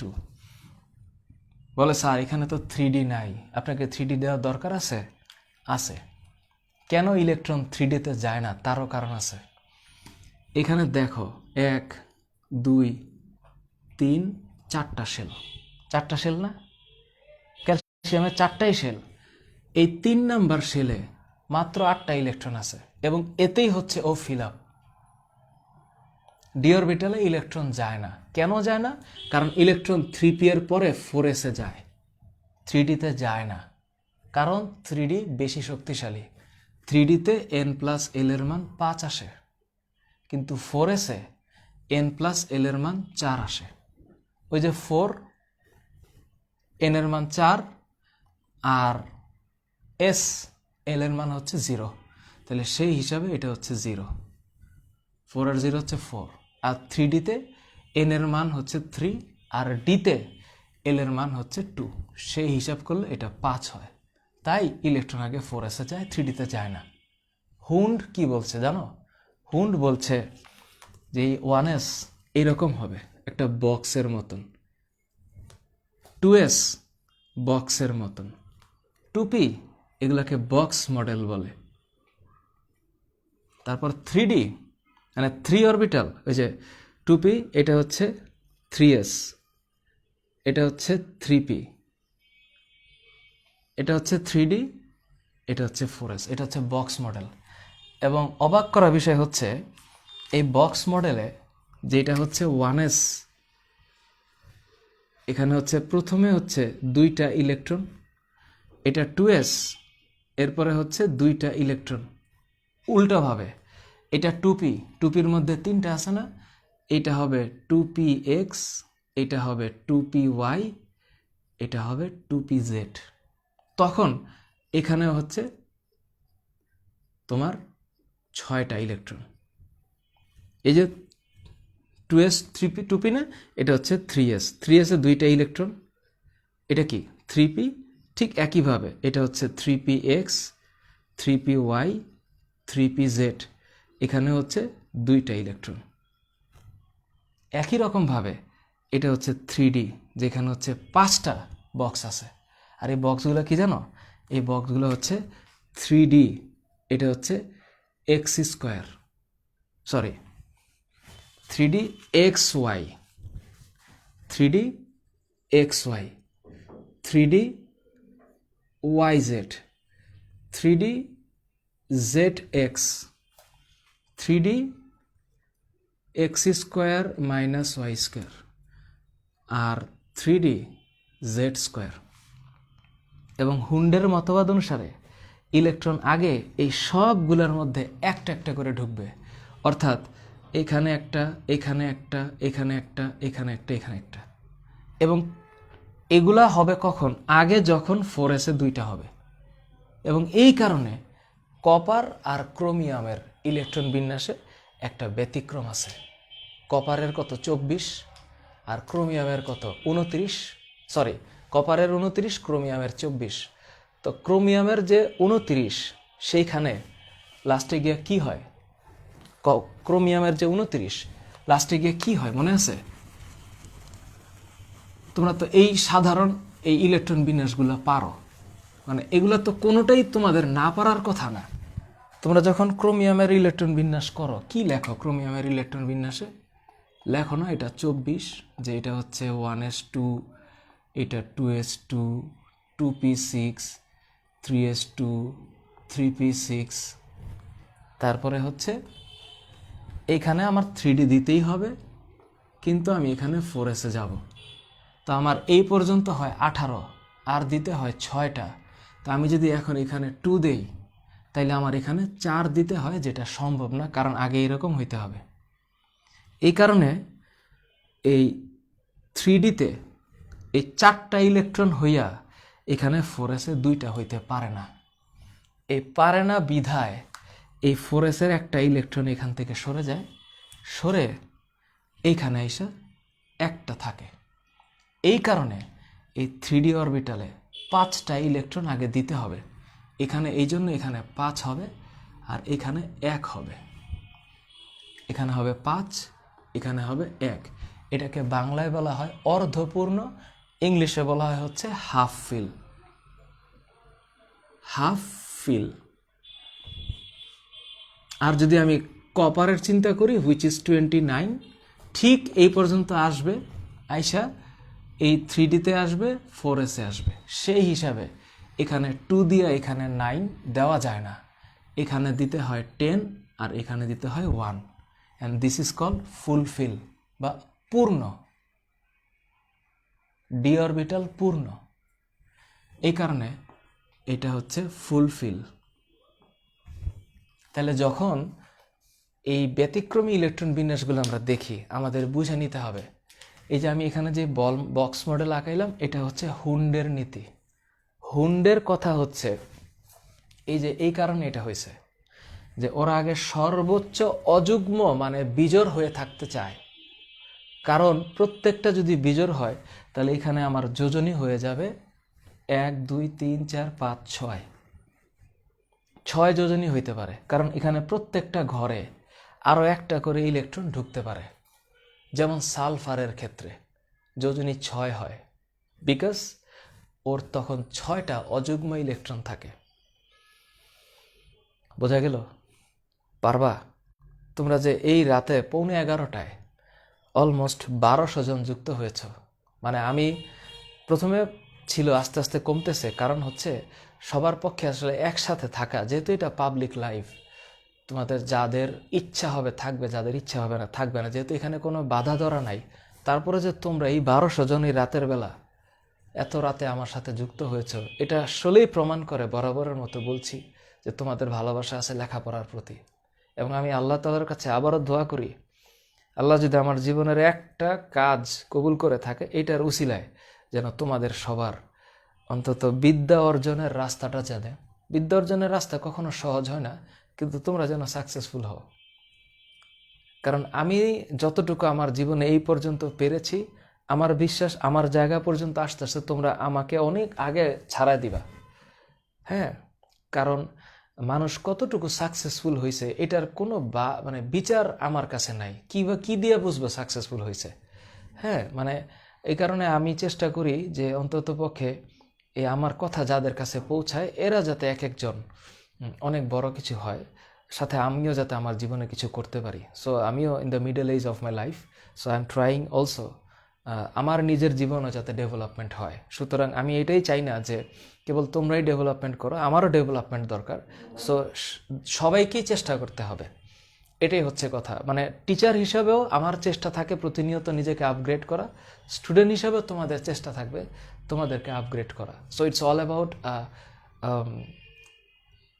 Like কোম্পানিতে সবাই সবাইকে হেল্প করে, একটা কোম্পানিতে বা একটা ইন্ডাস্ট্রিতে সবাই supportive. So that is the main part of the like কি বলে like team. We are a team actually. একসাথে আমরা এবার পরীক্ষা দিব। যদিও করোনা আঘাত দিছে, 1 বছর আমাদের জীবন থেকে চলে গেছে, 1টা বছর অলমোস্ট। সুতরাং আর ছাড় দেওয়া যাবে না, টাইম শুধু শুধু নষ্ট করা যাবে না। সেই দিন শেষ গেল এটা। এখন কথা হচ্ছে স্যার, তাইলে আমারে বলেন তো স্যার, আইসোটোপ আর আইসোটোন যে আছে এগুলা কি? এখন তোমরা তো নিশ্চয়ই বোঝো আইসোটোপের ক্ষেত্রে। আমি যখন আইসোটোপ চিন্তা করি, তোমরা এগুলো বোঝো যাদের প্রোটন সংখ্যা সমান আছে, এদেরকে আইসোটোপ বলে। হ্যাঁ, এদেরকে আইসোটোপ বলে। এখন আমি যখন হিসাব করব আইসো মানে সেম সেম, তার সাথে পিই আছে, পিই মানে প্রোটন সংখ্যা সমান, সেই হিসাবে তোমার মনে করো যে 1 হাইড্রোজেন, 2 হাইড্রোজেন, 3 হাইড্রোজেন, এটা কি? এটার নাম প্রোটিয়াম, ডিউটেরিয়াম, ট্রিটিয়াম। এটার নাম কি? এটার নাম আইসোটোপ নাকি? আইসোটোপ। যদি আইসো বার চিন্তা করি আমি, স্যার আইসো বার মানে হচ্ছে ভর সংখ্যা সমান।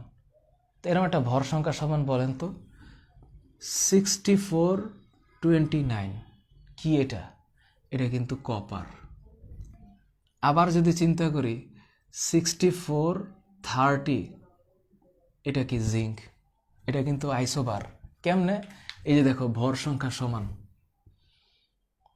ভর সংখ্যা সমান। এইবার যদি স্যার আপনি বলেন আইসোটোন চিন্তা করতে, তাহলে তো আরও মজা হবে। আইসোটোনের ক্ষেত্রে তোমাদের মনে রাখতে হবে, তোমাদের মনে করতে হবে যে 7 অ্যাকচুয়ালি এটা 6 হবে। এটা হচ্ছে কার্বনের একটা আইসোটোপ 6, এটা হচ্ছে কার্বন, আর 16 অক্সিজেন, এটা হচ্ছে আইসোটোন।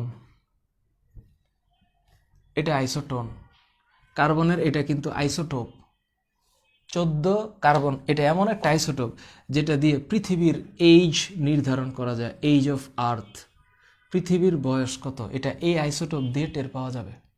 আরও মজার ব্যাপার হচ্ছে কার্বনের আইসোটোপগুলো দেখো, আর অত্যন্ত সুন্দর। কার্বনের আইসোটোপগুলো হচ্ছে তোমার এই 12, 13, 14, তাহলে এখানে হচ্ছে 6, এখানে হচ্ছে 6, এখানে হচ্ছে 6, তাহলে এটাও অক্সিজেন, এটাও অক্সিজেন, এটাও অক্সিজেন। সরি, ভুল লিখছি, এটা আসলে কার্বন হবে। আমি আসলে মাথায় অক্সিজেন ঘুরতেছে, এখান থেকে চলে আসছে। সো এখানে এটা হবে অক্সিজেন, আর এটা হচ্ছে কার্বন। তার মানে কার্বনের এই 3টা হচ্ছে আইসোটোপ, আর এটা হচ্ছে অক্সিজেনের স্বাভাবিক পরমাণু। তো এই কার্বনের আইসোটোপ আর এই অক্সিজেন পরস্পরের আইসোটোন, কারণ 14 থেকে 6 বাদ দিলে নিউট্রন সংখ্যা 8 থাকে, 16 থেকে 8 বাদ দিলেও নিউট্রন সংখ্যা 8 থাকে। সুতরাং উভয় ক্ষেত্রে নিউট্রন সংখ্যা হচ্ছে 8। So this two are isotone. ঠিক আছে, এখন প্রশ্ন হচ্ছে, যদি আমি চিন্তা করি আজকে কত সময় পড়ানো হবে, যে বললাম না যতক্ষণ আমি টায়ার্ড না হই। এখন আরেকটু জিনিস আছে যেটা আমি আসলে বোঝানোর চেষ্টা করব, সেটা হচ্ছে যে এই অধ্যায়ের আপেক্ষিক পারমাণবিক যেই পার্সেন্টেজ আছে, এই পার্সেন্টেজটা হিসাব করার জন্য তোমাদেরকে একটু বলি। যেমন মনে করো যদি একাধিক আইসোটোপ থাকে, যেমন 35, 17 ক্লোরিন আর 37, 17 ক্লোরিন, এই দুইটা পরমাণু। এই পরমাণুটার একটার পার্সেন্টেজ হচ্ছে 75.53%, একটার, আরেকটার হচ্ছে 24.47%। প্রকৃতিতে এদেরকে পাওয়া যায় এইভাবে। তো যদি এইভাবে পাওয়া যায়, তখন আমি যদি বলি যে ক্লোরিনের আপেক্ষিক পারমাণবিক ভর কত, কিভাবে বাইর করবা?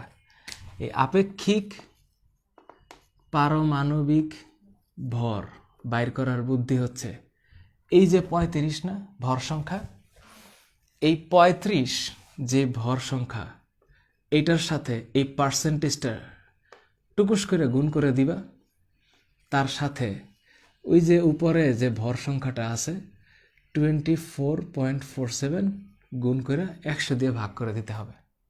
তাইলে যেটা আসবে সেটাই হচ্ছে অলমোস্ট 35.5 হবে। এটাই হচ্ছে ক্লোরিনের আপেক্ষিক পারমাণবিক ভর।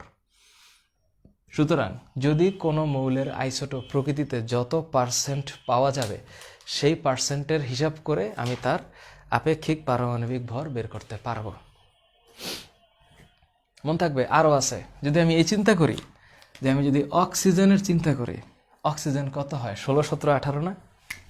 অক্সিজেনের এটা হচ্ছে 16, অক্সিজেনের 17, অক্সিজেনের 18। এটাও প্রকৃতিতে পাওয়া যায়।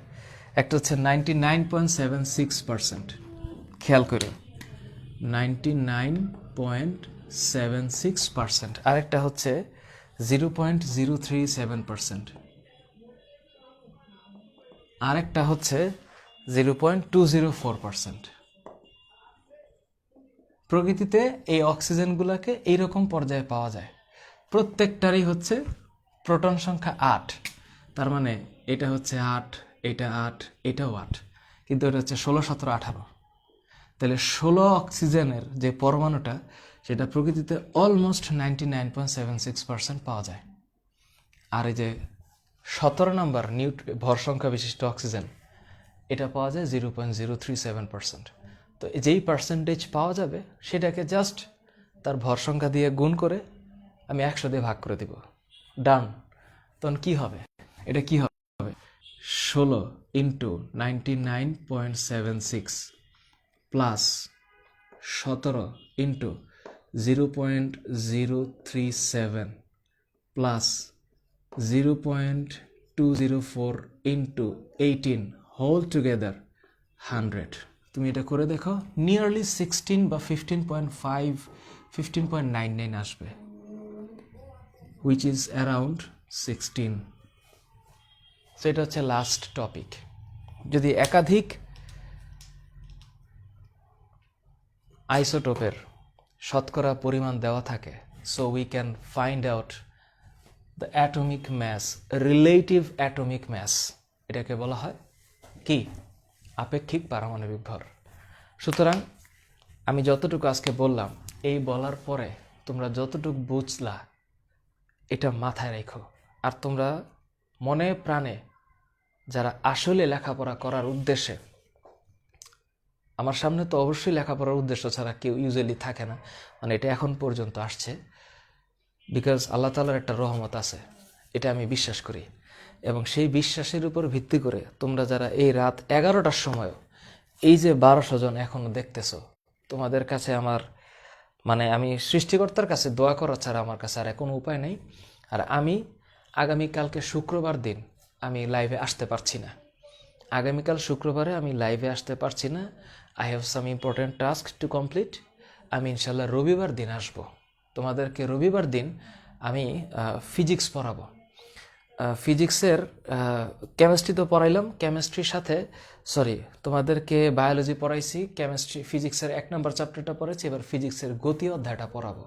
ওই গতীয় অধ্যায়ের যে কিছু ম্যাথ আছে, এই ম্যাথগুলো নিয়ে তোমাদের সামনে আমি হাজির হব আগামী ক্লাসে। সো আজকে এই রাতে তোমাদের কাছে আমি বিদায় নিচ্ছি এবং তোমাদের কিছু অ্যাসাইনমেন্ট আছে। অ্যাসাইনমেন্ট কি করবা? আজকে তো হইল অলমোস্ট শুক্রবার হচ্ছে, আর 1 ঘন্টা পরে অলমোস্ট আজকে আমি 4 ফেব্রুয়ারিতে এই জায়গাতে দাঁড়িয়েছি। তোমরা অ্যাসাইনমেন্ট করো। তোমরা অ্যাসাইনমেন্ট কি করবা? তোমাদের আশেপাশে কোনো বন্ধু বান্ধব যদি কোনো কারণে ডিপ্রেসড থাকে, একটু দয়া করে তার একটু সান্ত্বনা দিবা। কারণ এখনকার পৃথিবীতে মানুষের ডিপ্রেশন, বিনা কারণে মানুষ ডিপ্রেসড হয়ে যায়, মানুষের ভিতরে হতাশা খুব তাড়াতাড়ি চলে আসে। এটা একটা মারাত্মক প্রবলেম এখনকার ওয়ার্ল্ডে। আর মানুষগুলো দিন দিন একটু রোবটিক হয়ে যাইতেছে। রোবটিক, প্রাণ শক্তিটা নাই কেন যেন হচ্ছে। মোবাইল ডিপেন্ডেন্ট, মোবাইলের ভিতরে ঢুকে, ইন্টারনেটের ভিতরে ঢুকে আর ধীরিম হচ্ছে গেমস খেলা। এটার অনেক ধরনের এপাশ এপাশ আছে। আমি কেন যেন আমার রক্তেই হচ্ছে তোমার অনলাইন গেমসের প্রতি একটা বিরূপ প্রতিক্রিয়া আছে। এটা কোনো কারণে হচ্ছে প্রভাবিত না, এটা আমার ইনস্টিংক্ট, আমার স্বাভাবিক প্রবৃত্তি। আমার কাছে মনে হয় যে শৈশব জীবনে খেলাধুলার চেয়ে আর কোনো কিছু নাই। তবে আমি মানি এখন মাঠ নাই ঢাকা শহরে, গ্রামে মাঠ আছে, তো মাঠ না থাকলে ফিজিক্যালি এক্সারসাইজ করতে হবে। আমার অনেক স্টুডেন্ট চোখে এরকম মোটা মোটা চশমা পরে আমাকে ফোন দেয়, স্যার আমি কি করব। আমি একটাই কথা বলি, তোমরা দয়া করে যারা চোখে কম দেখো চশমা পরো, বা সবাই আল্লাহর ওয়াস্তে একটা কথা বলি, যত সকালে ঘুম ভাঙবে তোমার তত মঙ্গল। তোমার চোখে যত ভোরের আলো চোখে প্রবেশ করবে তোমার চোখে তত ভালো হবে। এই কারণে বেশি রাত জাগবা না তোমরা। 11টার মধ্যে ঘুমায় পড়বা, চেষ্টা করবা ফজর নামাজ পড়ার। ফজর নামাজ না পড়তে পারলে 6টার সময় উঠবা। তোমার 6টার সময় ঘুম ভাঙতেই হবে। এটা হলো তোমার একদম টেনশন, মানে তোমার ভোরের আলো দেখতে হবে আর দিনের আলোতে পড়াশোনা করবা। মনে করো দিনের আলোতে টেবিলটা এমন জায়গায় থাকবে যেন দিনের আলো আসে, সানলাইট তোমার যদি বডিতে লাগে। যত সানলাইট লাগবে তোমার বডি তত প্রাণোচ্ছল থাকবে, তোমার বডিতে তত জীবনী শক্তি থাকবে। তো চোখে দেখবা না কেন? কারণ ভিটামিন এ ডেফিসিয়েন্সি থাকে, আর হচ্ছে আমাদের লাইফস্টাইলটা খুব ডেঞ্জারাস। প্রচুর পরিমাণে আমরা চিনি খাই, এই চিনি বাদ দিতে হবে। আমাদের বডিতে ফিজিক্যাল এক্সারসাইজের অভাব আছে, আমাদের বডিতে ফ্যাট জমে যায়, আমরা মোটা হয়ে যাচ্ছি। এই কারণে প্রচুর দৌড়াইতে হবে, চিনি কম খাইতে হবে, তাড়াতাড়ি বিছানায় যাইতে হবে, তাড়াতাড়ি বিছানার থেকে উঠতে হবে। সকাল 6টার পরে কোনো ঘুম নাই। যদি এই চিন্তাটা তোমার মাথায় থাকে, একেবারে 6টা হয়েছে মানে তুমি ঘুমের থেকে উঠবা। আর যদি কোনো কারণে তোমার কোনো কারণে অ্যাক্সিডেন্টালি যদি অতিরিক্ত রাত ঘুমাইতে হয়, মানে জায়গা থাকতে হয়, কোনো একটা রাতে ধরো 2টা 3টা পর্যন্ত তুমি বাধ্য হয়ে কাজ করতে হয়েছে তোমার, সেক্ষেত্রে তুমি পরের দিনটা লম্বা করো, ঘুম লম্বা করো। কিন্তু তুমি যত তাড়াতাড়ি ঘুম থেকে উঠবা, দিন যত তাড়াতাড়ি আর্লি শুরু করবা, তোমার দিনের বরকত থাকবে। অনেকে আছে 9টার সময় ঘুম থেকে ওঠে, অদ্ভুত ব্যাপার। 9টার সময় ঘুম থেকে উঠলে তুমি ব্রাশ করতে করতে ফ্রি হইতে হইতে দেখবা 10টা বেজে গেছে। তো যার দিন শুরু হয় 10টায়, ও জীবনে কি করবে? আর যার দিন শুরু হবে 6টায়, ও তো শুরু হয়েই দেখবে যে পুরোটা দিন বাকি। ও তো মনে করো পুরা দিন ওর সামনে অপেক্ষা করতেছে। এই কারণে আমাদেরকে মেন্টালি, সাইকোলজিক্যালি এবং অন্তরের দিক থেকে আমাদের চেষ্টা করতে হবে ফিট থাকার, ফিটনেস। আমি 1 ঘন্টায় আজকে যতটুকু আলাপ করলাম, তার সাথে তোমরা এই যে 1100 জন এখন যুক্ত আছো, তোমাদের সবার উদ্দেশ্যে একটা কথা, তোমরা দয়া করে ফিজিক্যালি মেন্টালি ফিট থাকার চেষ্টা করবা। দীর্ঘক্ষণ শরীরটা নিয়ে বসে থাকলে শরীরটাতে চর্বি জমে যাবে। এক্সারসাইজ করবা, ঘরের মধ্যে বসা ব্যায়াম করবা, পুশ আপ দিবা 20টা পুশ আপ, পেটের ব্যায়াম করবা, বডির ব্যায়াম করবা, বডিটা ঘুরাবা, জোরে দৌড় দিবা, স্প্রিন্ট দিবা, 200 মিটার স্প্রিন্ট, 300 মিটার স্প্রিন্ট দিবা, দিয়ে ফিটনেসটা ঠিক রাখবা। তা না হইলে দেখবা যে আমাদের বডিতে দেখবা মনোযোগ কমে যাচ্ছে, অক্সিজেন ইনটেক পাওয়ার কমে যাচ্ছে, লাংস দুর্বল হয়ে যাবে। সুতরাং আই হোপ তোমরা আমার কথাগুলো একটু মানবা। আর ইনশাল্লাহ আগামী রবিবার দিন রাত 9:30 থেকে 11টা ফিজিক্স পড়াবো। আল্লাহ হাফেজ।